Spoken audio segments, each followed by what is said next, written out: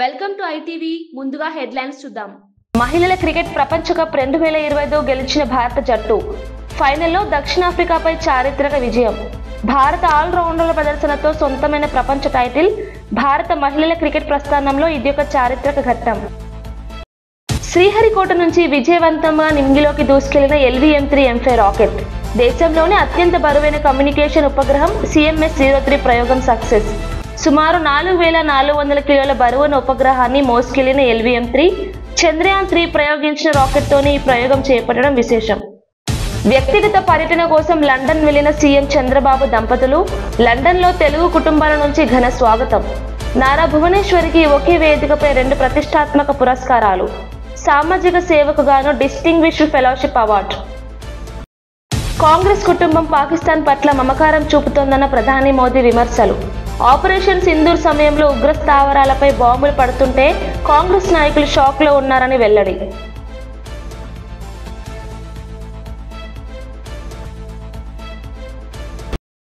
Jubilee Hills by election లో నవీన్ యాదవ్ ప్రచారానికి నటుడు సుమన్ మద్దతు. మరోవైపు ప్రజల్లో ఉత్సాహం నింపిన మంత్రి పొంగులేటి పాదయాత్ర. గల్లీలోకి వెళ్లి ప్రజలను పలకరించి ఓట్ల అభ్యర్థతలు.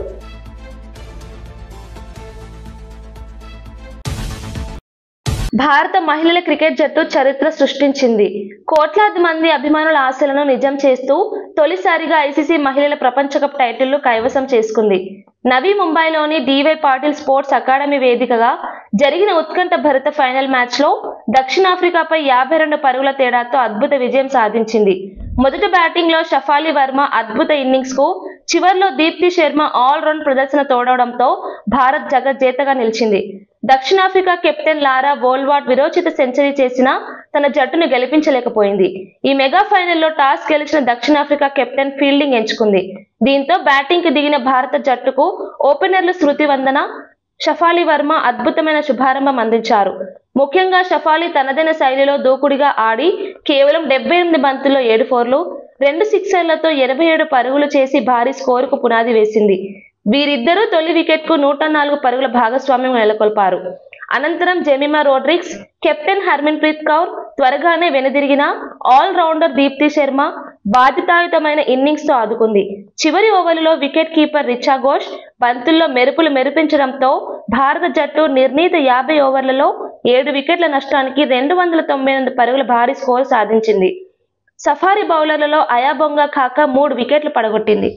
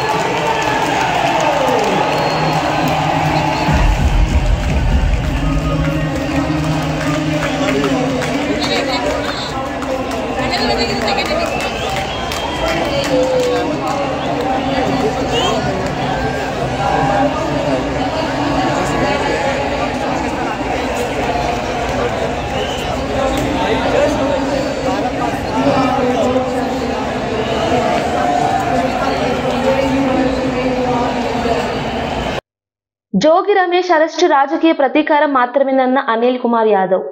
మాజీ మంత్రి జోగి రమేష్ అరెస్టును తీవ్రంగా ఖండించిన మాజీ మంత్రి అనిల్ కుమార్ యాదవ్ ఇది పూర్తిగా రాజకీయ ప్రతీకారమని వ్యాఖ్యానించారు. కాశీబుగ్గ వెంకటేశ్వర స్వామి ఆలయంలో జరిగిన ఘటనను దారి మళ్లించేందుకే ఈ అరెస్టు డ్రామా నడుస్తోందని అన్నారు. అక్రమ మద్యం కేసులో టీడీపీ నేతలను వదిలేసి జోగి రమేష్ ను లక్ష్యంగా చేసుకోవడం అన్యాయమని విమర్శించారు. చంద్రబాబు నాయుడు ఇచ్చిన హామీలు దొంగవని ప్రజలు గ్రహించారని అన్నారు. మద్యం కేసుపై ప్రభుత్వం నిజాయితీగా ఉంటే సిబిఐ విచారణకు అప్పగించాలన్నారు.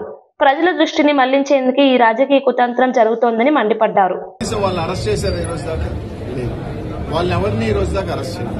ఒక తప్పుడు కన్ఫెషన్, ప్రతి దానికి ఏంటంటే ఒక తప్పుడు కన్ఫెషన్ రాయించడం, దాని మీద అరెస్ట్ చేయడం, ఇదే ప్రక్రియ జరుగుతూ ఉంది.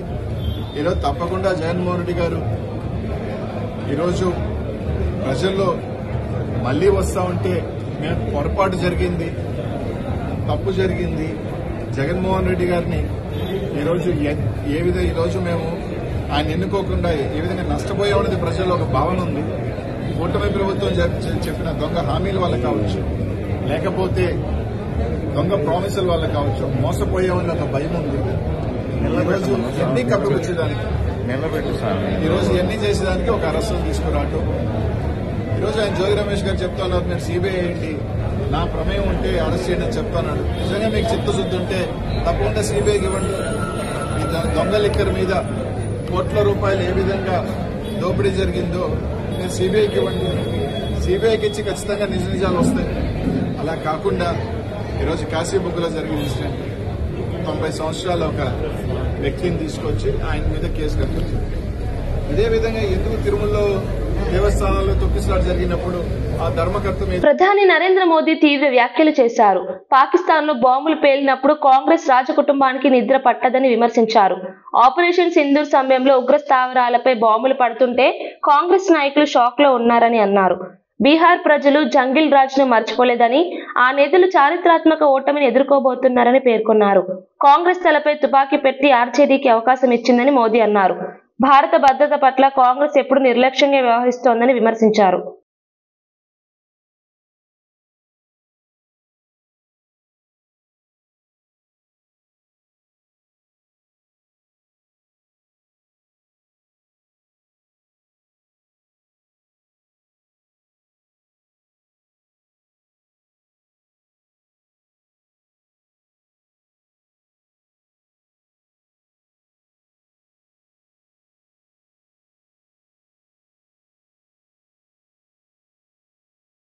జూబ్లీహిల్స్ ఉప ఎన్నికల్లో ఓట్లు సాధించేందుకే కేటీఆర్ హైడ్రా పేరుతో ప్రజలను భయపెడుతున్నారని ఎంపీ చామల కిరణ్ కుమార్ రెడ్డి అన్నారు. 10 ఏళ్ల బీఆర్ఎస్ పాలనలో చెరువులు, నాలాలపై కబ్జాలను అడ్డుకోకపోయినా వారు ఇప్పుడు హైడ్రా గురించి మాట్లాడడం విస్మయమన్నారు. సీఎం రేవంత్ రెడ్డి చెరువులు రక్షించేందుకు చర్యలు తీసుకుంటే వాటిని విమర్శించడం కపటతమని అన్నారు. కేటీఆర్ ప్రజలను తప్పుదారి పట్టించేందుకు అబద్ధపు ప్రచారం చేస్తున్నారని మండిపడ్డారు. కేటీఆర్ కేవలం జూబ్లీహిల్స్ ఎన్నికలలో ఓట్లు దండుకోవాలని ఈ యొక్క ప్రయత్నం చేస్తున్నట్టుగా గమనించాలి.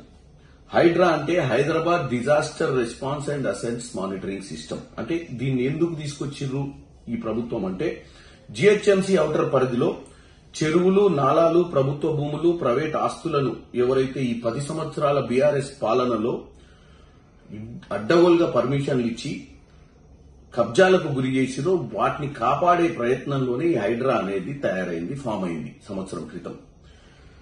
హైదరాబాద్ లోనే కాదు, తెలంగాణలో 75% చెరువులు, నాలాలకు కబ్జాకు గురైనట్టు సెంట్రల్ గవర్నమెంట్, కేంద్ర జలశక్తి మంత్రిత్వ శాఖ ఒక నివేదికనిచ్చింది. అంటే గత పాలకుల చేతిలో అసమర్థత వల్లనో, అధికారుల అసమర్థతలను చాలా వరకు చెరువులు కబ్జా అయినాయి. ముఖ్యంగా హైదరాబాద్ లో ఈరోజు 600 పైచిలకు చెరువులు ఉంటే ఈ బీఆర్ఎస్ హయాంలో దగ్గర 44 చెరువులు మొత్తమే మాయమైపోయినాయి.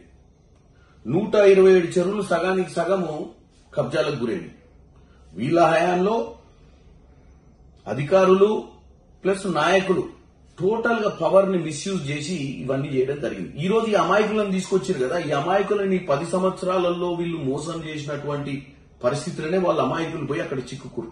అది చెరువులను తెలవక, నాలాలను తెలవక, ప్రభుత్వ భూములను తెలవక, మరి 10 సంవత్సరాలు కేటీఆర్ గారు మున్సిపల్ శాఖ మంత్రిగా ఉన్నప్పుడు అసలు ఎవరు ఎక్కడ కడుతుర్రు, ఎందుకు కడుతుర్రు, ఎక్కడ ఇల్లీగల్ కన్స్ట్రక్షన్ ఏ రోజు ఆలోచించలేదు. ఎందుకంటే కమిషన్లు దండుకుర్రు కాబట్టి ఆ రోజు ఏమి గుర్తుకు రాలేదు.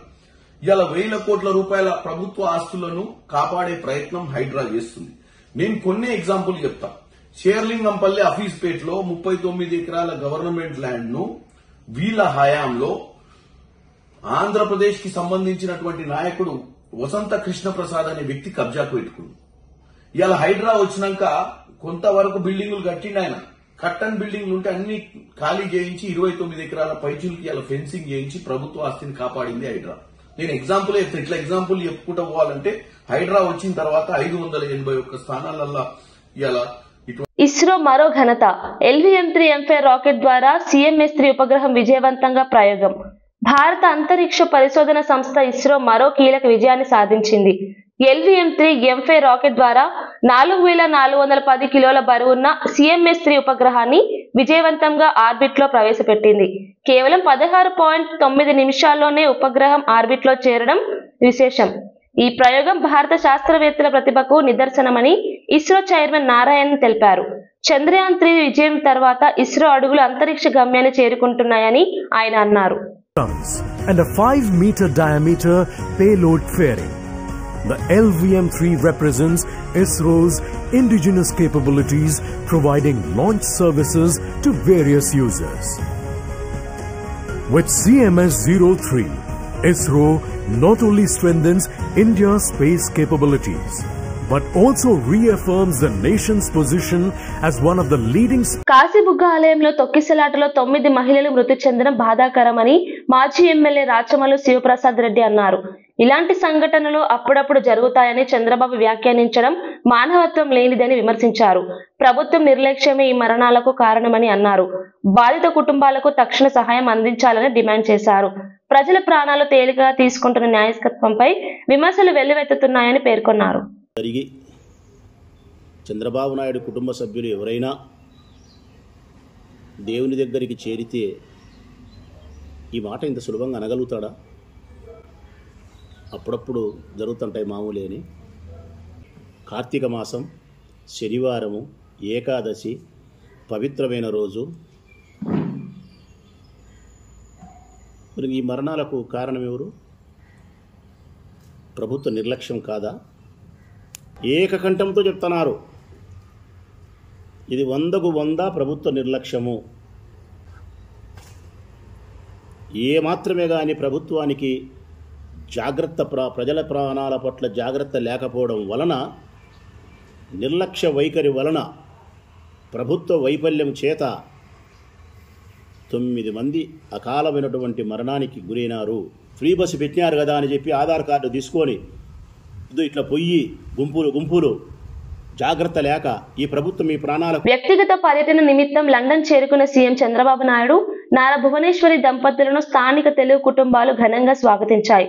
భువనేశ్వరి IOT సంస్థ నుంచి డిస్టింగ్విష్డ్ ఫెలోషిప్ 2025 అవార్డును ఎన్టీఆర్ ట్రస్ట్ మేనేజింగ్ ట్రస్టీగా అందుకోనున్నారు. 2 ప్రతిష్టాత్మక అవార్డులు అందుకోనున్న ఆమెకు అభినందనలు వెల్లవెత్తుతున్నాయి. చంద్రబాబు పర్యటన సందర్భంగా స్థానిక తెలుగు సంఘాలతో భేటీ అవ్వనున్నారని సమాచారం. మెదక్ జిల్లా నర్సాపూర్లో అటవీ ప్రాంతంలో నిర్మించిన ఎకో పార్క్ ను మంత్రి కొండా సురేఖ ప్రారంభించారు. MP Raghunandan Rao, MLA Sunitha Reddy, mayor Gadwal Vijayalakshmi పాల్గొన్నారు. ఈ సందర్భంగా ప్రజాప్రతినిధులు క్రికెట్ ఆడడం ఆకర్షణగా నిలిచింది. పర్యావరణ పరిరక్షణపై ప్రభుత్వం ప్రత్యేక దృష్టి పెట్టిందని మంత్రి తెలిపారు. నర్సాపూర్ ఎకో పార్క్ రాష్ట్రానికి తలమానికమని పేర్కొన్నారు.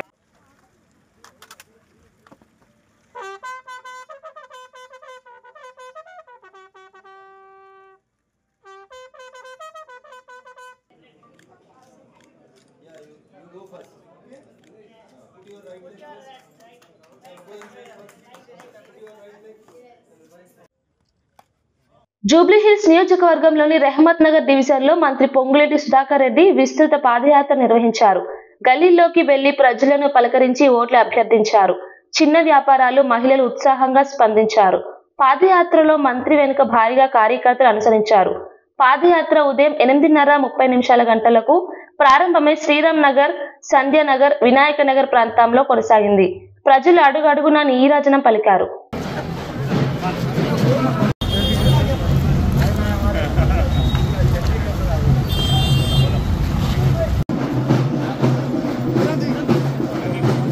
జూబ్లీహిల్స్ ఎన్నికల నేపథ్యంలో నిరుద్యోగ జేఏసీ నేతలు కాంగ్రెస్ పార్టీపై తీవ్ర స్థాయిలో మండిపడ్డారు. యువతను మోసం చేస్తున్నారని ఆరోపించారు. మేము బిడ్డ నిరుద్యోగులు తలుచుకుంటే మీ పార్టీ భూస్థాపితం అవుతుంది అంటూ హెచ్చరించారు. ఉద్యోగాల భరోసా ఇవ్వలేని కాంగ్రెస్ ను ప్రజలు తిరస్కరించాలని పిలుపునిచ్చారు. యువతకు న్యాయం చేయకపోతే రాబోయే ఎన్నికల్లో కాంగ్రెస్ తలదించుకోవాల్సి వస్తుందని హెచ్చరించారు. మేమందరం తలుచుకుంటే మీ పార్టీ ఏడు ఉంటుందో గమనించి ఇప్పుడు తలుచుకుంటే ఉస్మానియా మొత్తం నుంచొని పోటీ చేయడానికి సిద్ధంగా ఉన్నాం. అలాగే ఉస్మానియా యూనివర్సిటీ నుంచి వచ్చిన ఎర్రగడ్డలో మా జేఏసీ ఉద్యమ నాయకుల్ని కొట్టడం జరిగింది. బిడ్డ చూసుకుంటూ ఒకటే చెప్తున్నాం, ఈ రేవంత్ రెడ్డి జాబ్స్ ఇస్తా అని చెప్పి మాకు మోసం చేసిండు. 2 లక్షల ఉద్యోగాలు ఒక సంవత్సరంలోనే ఇస్తా అని చెప్పిండు. ఇప్పటికి వచ్చి ఆ జాబ్స్ పత్తా లేకుండా పోయినాయి. అట్లనే జీవో 29 రద్దు చేసి ఇప్పుడే జీవో 50 ప్రకారం మాకు ఈ ఎగ్జామ్ నిర్మించాలని కోరుతున్నాం. ఒకటే చెప్తున్నాం, మా జేఏసీ తరఫున మేము ప్రతి ఇంటికి బరాబర్ ప్రచారం చేస్తాం కాంగ్రెస్ పార్టీకి ఓటేద్దని. జూబ్లీహిల్స్ బై ఎలక్షన్ కృష్ణనగర్ లో కాంగ్రెస్ అభ్యర్థి నవీన్ యాదవ్ ప్రచారం జోరుగా సాగింది. ప్రజలతో ఆత్మీయంగా మాట్లాడిన నవీన్ యాదవ్ కు నటుడు సుమన్ మద్దతుగా ప్రచారం చేశారు. కాలనీ వాసులు, బస్తీ ప్రజలు ఉత్సాహంగా స్పందించారు. నవీన్ మాట్లాడుతూ జూబ్లీహిల్స్ అభివృద్ధి కోసం తన శక్తి మేర కృషి చేస్తానని తెలిపారు. ప్రచారంలో కాంగ్రెస్ నాయకులు, కార్యకర్తలు, అభిమానులు పాల్గొన్నారు. అలాంటి వాళ్ళు చెన్నై నుంచి వచ్చిన వాళ్ళందరికీ సపోర్ట్ చేశారు, మంచి చెడు అన్ని విషయాల్లో. అండ్ కొడుకు ఏంటంటే ఆయనతో పాటు సోషల్ సర్వీస్ లో తిరిగిన మనిషి, తండ్రిని చూశాడు. ఎప్పుడు ఆఫీస్ దగ్గర ఒక 50 మంది, అంటే కులానికి మతానికి సంబంధం లేకుండా హెల్ప్ కోసం చేసిన మనిషి. సో ఆ పొలిటికల్ ఏదైతే ట్రైనింగ్ ఉందో చిన్న వయసు నుంచి ఉంది. అండ్ నిజాయితీ మనిషి అతను. సో నవీన్కి మంచి భవిష్యత్తు ఉంది, ఎందుకంటే ఆయన పొలిటికల్గా ఆయనకి ఎడ్యుకేషన్ ఉంది, యూత్ ఎనర్జెటిక్ కుర్రాడు, కాలేజ్ యూత్ మాస్ ఫాలోయింగ్ ఆయనకు ఉంది, మా క్లాస్ ఫాలోయింగ్ ఉంది, లేడీస్ ఫాలోయింగ్ ఉంది. సో తప్పనిసరిగా people want a change. So definitely ruling party ఇప్పుడు Congress. So Congress ruling party కాబట్టి నవీన్ని గెలిపిస్తే వాళ్ళకి అన్ని పనులు జరుగుతాయి. ఇది కూడా నేను చెప్తున్నాను. సో అది మైండ్లో పెట్టుకొని నవీన్ని ఒక అత్యంత మెజారిటీ మీద గెలిపించాలని నా కోరిక. అందరూ టెక్నీషియన్స్ శ్రీశైలంకే ఇష్టం అండి, ఎందుకంటే ఆయన ఎంతో. గాజుల రామారంలో హైడ్రా చర్యలపై తీవ్ర వివాదం రేగింది. పేదల ఇళ్లను కూల్చి పెద్దల కబ్జాలను వదిలేస్తోందని విమర్శలున్నాయి. హైడ్రా ప్రభుత్వం కోసం కాకుండా సీఎం రేవంత్ రెడ్డి కోసం పనిచేస్తోందని బీఆర్ఎస్ నేతలు ఆరోపించారు. అరగపూడి గాంధీ కబ్జా చేసిన 11 ఎకరాలపై ప్రభుత్వం చర్యలు తీసుకోవడం లేదని అన్నారు. పేద ప్రజల మీద హైడ్రా ప్రతాపం కొనసాగుతోందని విమర్శలు వెల్లువెత్తుతున్నాయి.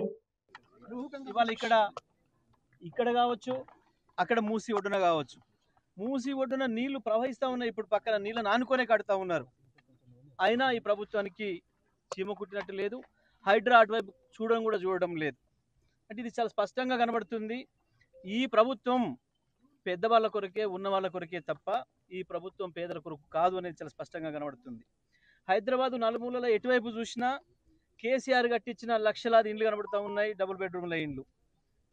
కానీ ఇవాళ మధ్యలో చూస్తే రేవంత్ రెడ్డి కూలగొట్టిన ఇండ్లు కనబడతా ఉన్నాయి, కూలగొట్టి శ్మశానంగా చేసిన పేదల బతుకులు కనబడతా ఉన్నాయి. కేసీఆర్ పాలనకు రేవంత్ రెడ్డి పాలనకు తేడా ఇది.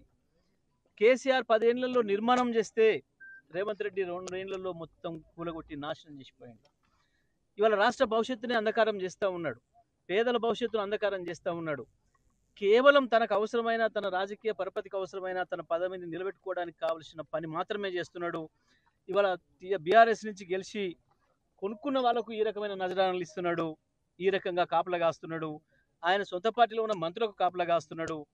ఇది ఇవాళ ఇంకా నిస్సిగ్గుగా నిన్న మొన్న జూబ్లీహిల్స్ నియోజకవర్గానికి వచ్చి మాట్లాడుతున్నాడు.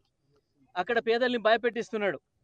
మీరు ఓట్లు వేయకపోతే మీ పెన్షన్లు ఉండవు, మీరు ఓట్లు వేయకపోతే మీకు షాదీ ముబారక్ రాదు, మీకు ఓట్లు లేకపోతే ఫ్రీ బస్సు ఉండదు, మీకు ఓట్లు లేకపోతే బియ్యం ఇయ్యను, ఈ రకంగా మాట్లాడుతున్నాడు. రేవంత్ రెడ్డి అబ్బసొత్తు కాదు, ఆపడానికి రేవంత్ రెడ్డికి ఏమీ లేదు. ప్రజలు ఒక్కసారి తిరుగుబాటు చేస్తే పక్కన చూస్తున్నాం, ఇప్పటికే 2-3 దేశాల అధ్యక్షులనే తరిమి కొట్టిండ్రు. కేవలం పోలీసులను పెట్టుకొని నేను పరిపాలన చేయొచ్చు, పోలీసులను పెట్టి నేను భయపెట్టవచ్చు అని చెప్పి అనుకుంటున్నాడు. నీ ఒక్కసారి ప్రజల్లో తిరుగుబాటు మొదలైతే కేసీఆర్ ఒక్క పిలిపిస్తే నీ హైడ్రా అడ్డుకోలేదు, నీ పోలీసులు అడ్డుకోలేరు, నీ లాగు పగలగొట్టి నిన్ను పారదోలడం ఖాయం ప్రజలు. నువ్వు ఏ అడవుల నుంచి వచ్చినా అని చెప్తున్నావో, నల్లమల పుల్లి అని చెప్తున్నావో, నల్లమల పిల్లిని కూడా కాకుండా చేస్తారు నిన్ను. నువ్వు చేస్తున్న దుర్మార్గాలు ఈ రకంగా ప్రజల ముందర చూపించాలి, ప్రజల కళ్ళకు కట్టినట్టు చూపించాలని చెప్పి ఇవాళ బీఆర్ఎస్ పార్టీ బృందం ఇక్కడ రావడం జరిగింది. మీడియా మిత్రులు కూడా అందరూ కూడా చూస్తున్నారు. ఒక పక్కన కూలగొట్టిన వాళ్ళు ఏ రకంగా పోయి మందిలో తలదాచుకుంటున్నారో చూస్తున్నారు. కానీ ఎమ్మెల్యేలు, మంత్రులు మాత్రం ఏ రకంగా పోలీసు రక్షణ ఇచ్చి మళ్ళీ వాళ్ళ ఆస్తుల్ని వాళ్ళకి కట్టబెడుతుందో కూడా మనం చూస్తున్నాం. ఈ దుర్మార్గాల్ని ప్రజలకు మళ్ళొకసారి కళ్ళకు కట్టినట్టు చూపించాలని చెప్పి ఇవాళ బీఆర్ఎస్ పార్టీ బృందం మా కార్యనిర్వాహక అధ్యక్షులు కేటీఆర్ గారి ఆదేశం మేరకు ఇక్కడ రావడం జరిగింది. ఇది రాష్ట్ర ప్రజలందరూ కూడా గమనించాలి. జూబ్లీహిల్స్ నియోజకవర్గ ప్రజలు కూడా ప్రత్యేకించి గమనించాలి. 99% మంది ప్రజలు బీదలే ఉన్నారు జూబ్లీహిల్స్ నియోజకవర్గంలో. మీ సోదరులు ఎవరైతే ఉన్నారో, ఎవరైతే ఇండ్లు కూలగొట్టబడి వచ్చి మీ ఇళ్ళలో కూడా తలదాచుకుంటున్నారో వాళ్ళ జూబ్లీహిల్స్ ఉప ఎన్నికల్లో సోషల్ మీడియాలో ఫేక్ సర్వే రిపోర్ట్స్ ప్రచారం చేస్తున్న బీఆర్ఎస్ పార్టీపై ఎమ్మెల్సీ బల్మూరి వెంకట్ తీవ్ర ఆగ్రహం వ్యక్తం చేశారు. ఎన్నికల కోడ్ సమయంలో ఇలాంటి సర్వేలు నిషేధమని సిఈసి ఆదేశాలు ఉన్నప్పటికీ బీఆర్ఎస్ వాటిని ఉల్లంఘిస్తోందని అన్నారు. ఎన్నికల అధికారుల వద్ద ఫిర్యాదు చేసి కఠిన చర్యలు తీసుకోవాలని డిమాండ్ చేశారు. ప్రజలను తప్పుదారి పట్టించే ప్రయత్నం చేస్తున్న బీఆర్ఎస్ పై చర్యలు తప్పవని హెచ్చరించారు. వాళ్ళ ఇంట్లో కూర్చొని ఒక 2 గంటలలో ఒక లిస్టు తయారు చేసి ఒక ప్రిడిక్షన్ తయారు చేసి ఉద్దేశపూర్వకంగా ఈ జూబ్లీహిల్స్ ఉప ఎన్నికల్లో బీఆర్ఎస్ పార్టీ ఆడుతున్న ఒక పొలిటికల్ స్టంట్ లో భాగంగా కేకే సర్వే కూడా హరీష్ రావు కేటీఆర్ డైరెక్షన్ లో ఈ రకంగా ఒక న్యూస్ ఛానల్స్ కి దాన్ని సర్వే పోల్ ని ప్రకటించి ఈ రకంగా ఎడ్జ్ ఉందని చెప్పి బీఆర్ఎస్ పార్టీకి ఓటర్లని ప్రభావితం చేసే ప్రయత్నం చేశారు. దానికి ఏదైతే దానికి అగేన్స్ట్ గా ఎలక్షన్ ఆర్ఓ గారికి దానిపైన కంప్లైంట్ ఇవ్వడం జరిగింది. ఎందుకంటే గతంలో అనేక సందర్భాల్లో ఏదైతే కేకే సర్వే ప్రిడిక్షన్స్ గురించి ఇది జరుగుతుందని చెప్పి బీఆర్ఎస్ పార్టీ భుజాలు గుద్దుకుంటూ ఏదైతే వాళ్ళ సోషల్ మీడియా మాధ్యమాల్లో దీన్ని ప్రచారం చేస్తుండ్రో, ఇదే కేకే సర్వే చాలా సందర్భాల్లో హర్యానాలో, ఢిల్లీలో అడ్డగోలుగా వారు ఈ సర్వే ఇచ్చినప్పుడు వారు ఇచ్చిన సర్వే ఫలితాలు దాని తర్వాత ఏదైతే రిజల్ట్స్ కి చాలా భిన్నంగా ఉంటాయి. అంటే ఈ సర్వే ఎటువంటి వాస్తవాలు లేవు. గతంలో అనేక సందర్భాల్లో కూడా ఈ రకంగా కొంతమంది మాటల మేరకు ప్రభావితం చేసి ఓటర్లని ప్రభావితం చేయనీకి ఇటువంటి సర్వేని కేకే సర్వే సంస్థ నిర్వహిస్తుందని చెప్పి గతంలో అనేకమైన రుజువులు ఉన్నాయి. ఇప్పటికన్నా దీనిపైన ఏదైతే కేకే సర్వే చేసిందో దీనిపైన చర్యలు తీసుకోవాలని చెప్పి ఆర్ఓ గారికి కంప్లైంట్ ఇవ్వడం జరిగింది. రేపు ఎలక్షన్ కమిషనర్ గారికి కూడా వారి దగ్గర కూడా సమయం, సుదర్శన్ రెడ్డి గారి దగ్గర కూడా సమయం తీసుకోవడం జరిగింది. రేపు 11 గంటలకు వారికి కూడా కంప్లైంట్ ఇస్తాము. అండ్ అయితే సెంట్రల్ ఎలక్షన్ దానికి సంబంధించి కూడా మెయిల్ రూపకంగా కూడా దీన్ని కంప్లైంట్ ని వారికి కూడా అద్దంకి దయాకర్ గారు ఇద్దరం కూడా దీన్ని మెయిల్ రూపకంగా కూడా కంప్లైంట్ చేస్తాము. And BRS party social media handles లో కూడా దానికి సంబంధించి కూడా ఇలా తప్పుడు ప్రచారం చేసి వాళ్ళు ఎలక్షన్ లో ఓడిపోతున్నారు అని చెప్పి ఇటువంటి కొన్ని. తూర్పు గోదావరి వైఎస్ఆర్సీపీ జిల్లా అధ్యక్షుడు చెల్లిబోయిన వేణుగోపాలకృష్ణ కూటమి ప్రభుత్వం వచ్చాక తంబళ్లపల్లెలో నకిలీ మద్యం తయారీ కేంద్రాలు పుట్టుకొస్తున్నాయని విమర్శించారు. ఆఫ్రికాలో వ్యాపారం చేసే జయచంద్రారెడ్డి అధికారుల అండతో వ్యాపారం నడుపుతున్నారని తెలిపారు. వైఎస్ఆర్సీపీ హయాంలో మద్యం సీసాలపై క్యూఆర్ కోడ్ వ్యవస్థను అమలు చేశామని ఇప్పుడు తొలగించడం అనుమానాస్పదమన్నారు. ప్రభుత్వం నిజాయితీగా ఉంటే విచారణ జరపాలని డిమాండ్ చేశారు. దానికి మీరు వారికి ఏం బెనిఫిట్ ఇచ్చారు? జగన్మోహన్ రెడ్డి గారి ప్రభుత్వంలో ప్రతి మద్యం బాటిల్ మీద ఒక క్యూఆర్ కోడ్ ఉండేది. మీరు ఎందుకు తీసేశారు అది? మీ ప్రభుత్వం ఏర్పడిన తర్వాత మద్యం బాటిల్ మీద ఉండాల్సినటువంటి క్యూఆర్ కోడ్, అంటే ఆ మద్యం ఎక్కడ తయారైంది, ఏ షాప్కి వెళ్ళింది, ఎక్కడమ్మారు, ట్రాక్ చేసేటువంటి విధానం, ఎప్పుడు తయారైంది, అందులో ఏమి ఇంగ్రీడియంట్స్ ఉన్నాయి అనేటువంటి విషయాలు, అది ఎందుకు తీసేశారు? మీరు కొత్త పాలసీ తెచ్చారు. ఆ పాలసీలో మీరు ఏం చేశారు? బ్రాందీ షాపులు యథేచ్ఛగా తెల్లవారుజాము 4 గంటల వరకు అమ్ముకోవచ్చు. పక్కనే ఒక పర్మిట్ రూమ్ అని పేరు లేదు, యథేచ్ఛగా అమ్ముకోవచ్చు. ఎవరు అమ్ముకుంటున్నారు? ఎవరు ఈ పాటల్లో పాల్గొంటున్నారు? మీ ఎమ్మెల్యేలు, మీ ఎంపీలు, మీ మంత్రులు యథేచ్ఛగా ఈ ఆక్షన్స్లో పాల్గొంటారు. పాల్గొన్న తర్వాత అధికారులు బెదిరిస్తారు. అనుమతి లేనటువంటి పర్మిట్ రూములు పెడతారు. అనుమతి లేకుండా ఇంకొక స్టెప్ ఎదరకు వేసి, అంటే ఆ నాయకుడే తినేస్తే కుదరదు కదా, మా సంగతి ఏంటని కార్యకర్తలు అడిగితే వాళ్ళని బెల్ట్ షాపులు నడుపుకోమంటారు.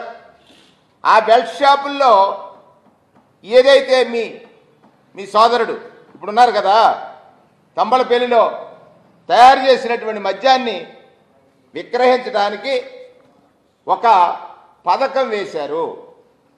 పంపకాల దగ్గర తేడా వచ్చింది. ఈ జయచంద్రారెడ్డి గారు బావమరిది గిరిధర్ రెడ్డి గారు, ఆయన పిఏ రాజేష్ని కానీ వీళ్ళు ముగ్గురు ఇన్వాల్వ్ అయి ఉన్నారు.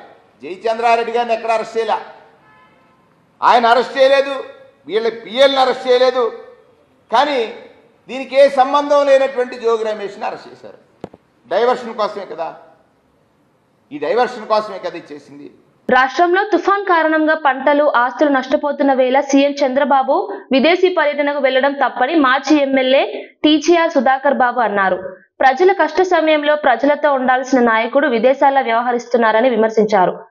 ప్రజలకు వివరణ ఇవ్వాలని డిమాండ్ చేశారు. తుఫాన్ బాధిత రైతుల పట్ల ప్రభుత్వం చిత్తశుద్ధి చూపడం లేదని ఆవేదన వ్యక్తం చేశారు.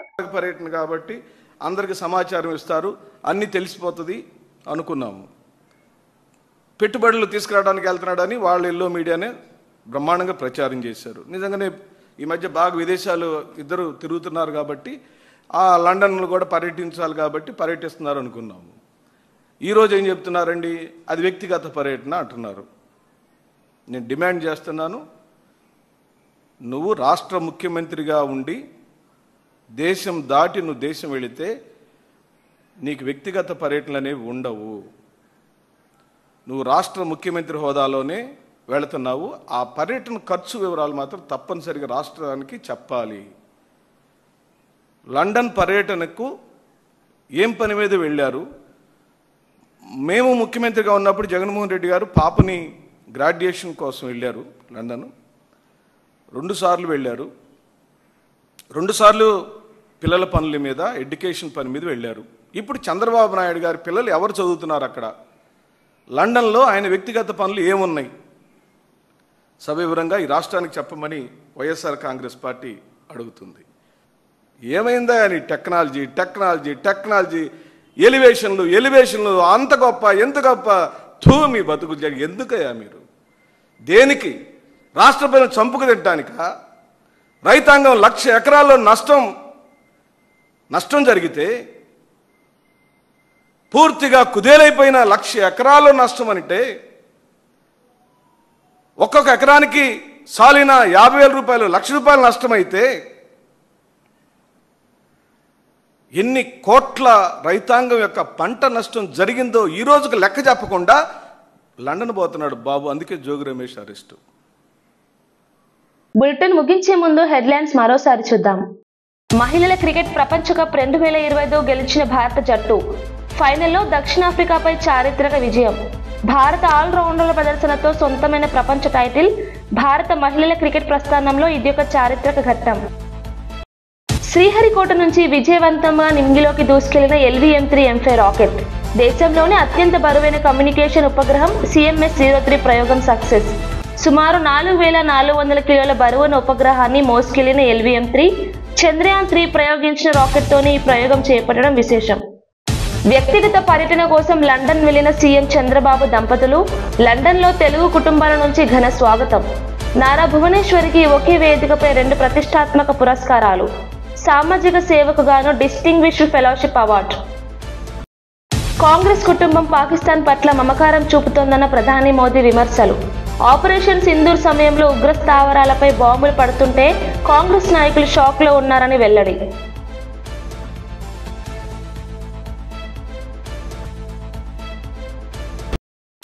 జూబ్లీహిల్స్ బై ఎలక్షన్లో నవీన్ యాదవ్ ప్రచారానికి నటుడు సుమన్ మద్దతు. మరోవైపు ప్రజల్లో ఉత్సాహం నింపిన మంత్రి పొంగులేటి పాదయాత్ర. గల్లీలోకి వెళ్లి ప్రజలను పలకరించి ఓట్ల అభ్యర్థతలు.